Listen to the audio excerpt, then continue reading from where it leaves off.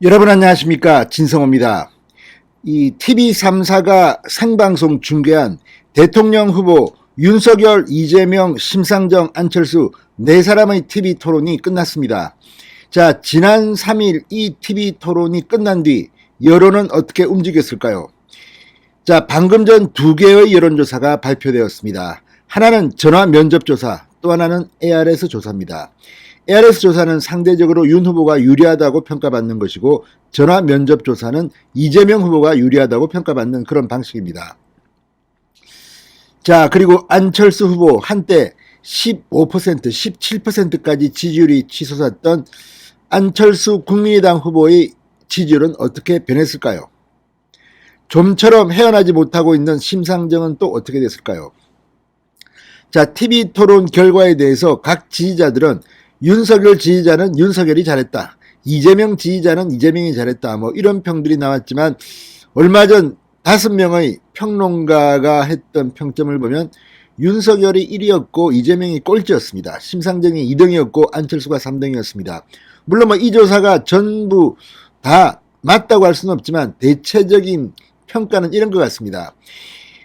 어제 이 KBS 심야 토론에 나온 이 진보 진영 패널조차도 이재명 후보는 잘할 것 같았는데 생각보다, 윤석열 후보는 못할 것 같았는데 생각보다 잘했다, 이런 평을 하는 걸 보면 저쪽 진영에서도 윤석열이 상당히 잘했다고 판단하는 모양입니다. 자, 그렇다면 TV 토론이 끝난 뒤 돌린 여론조사 어떨까요?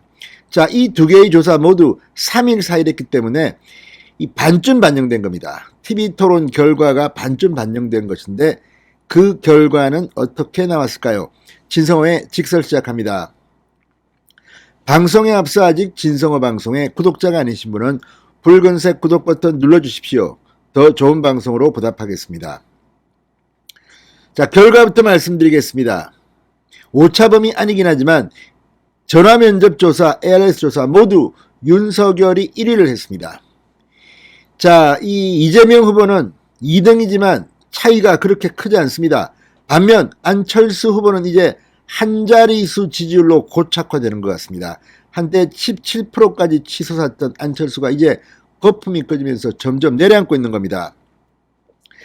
어제 오늘 국민의힘 인사들이 단일화 이야기를 해서 논란이 되고 있습니다만 갈수록 안철수의 가치는 떨어지고 있습니다.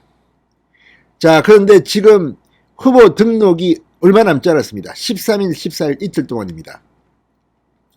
이제 안철수 후보는 상당한 결단을 해야 될 겁니다. 만약 후보 등록을 하고 제대로 선거 비용을 지출한다면, 지난번 선거처럼 460억을 쓴다면 안철수 캠프는 정말 엄청난 재정적 손해를 볼 수도 있습니다. 10% 나오기 힘들 겁니다. 그리고 시간이 지날수록 분명해지는 것은 양강구도가 더 굳어지고 있다는 겁니다. 3등, 4등 후보한테 갈 지지율은 점점 포션이 줄고 있다는 겁니다. 자, 일단 먼저 한국사회여론연구소 KSOI 결과입니다. 국민일보 의뢰로 3일, 4일 이틀간 이 1006명의 유권자를 상대로 했습니다. 대선 후보 지지율입니다. 윤석열 37.2, 이재명 35.1, 오차범위 안에서 윤석열이 이기는 것으로 나타났습니다.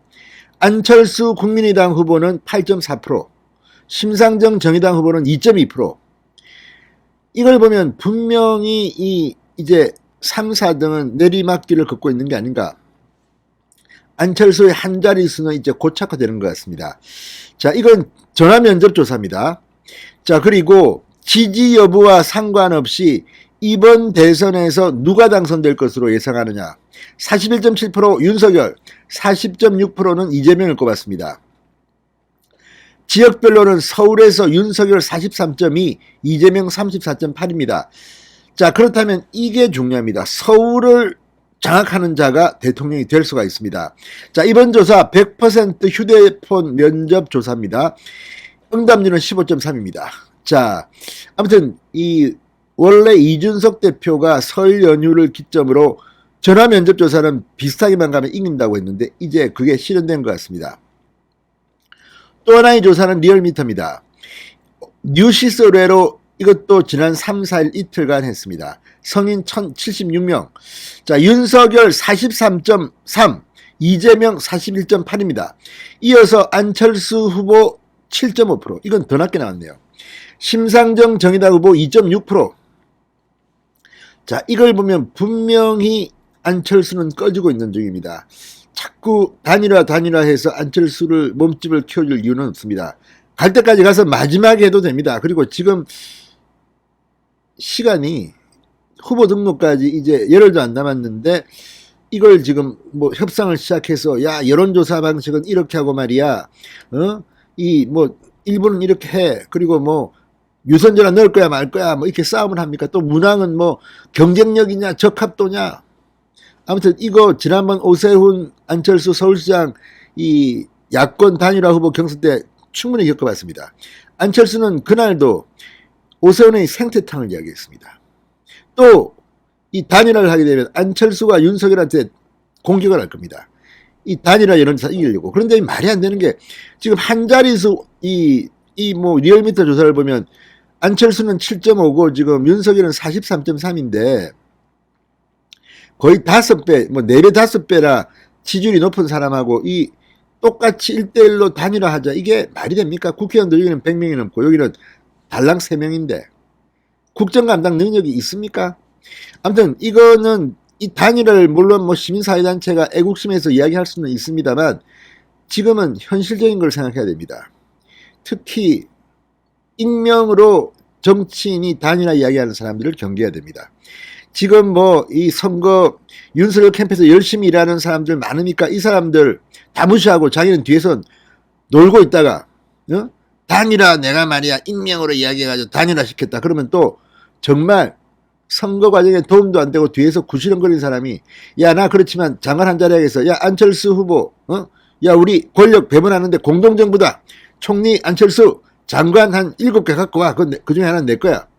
이러지 않을까 싶습니다. 아무튼 이렇게 되면 선거가 지금부터는 제대로 안 됩니다. 혼란이 오는 겁니다. 이건 자중해야 됩니다. 자 어쨌든 이 두 개, 이 리얼미터 조사도 서울에서는 윤석열이 47.5로 이재명 37.8을 압도적으로 이기고 있습니다.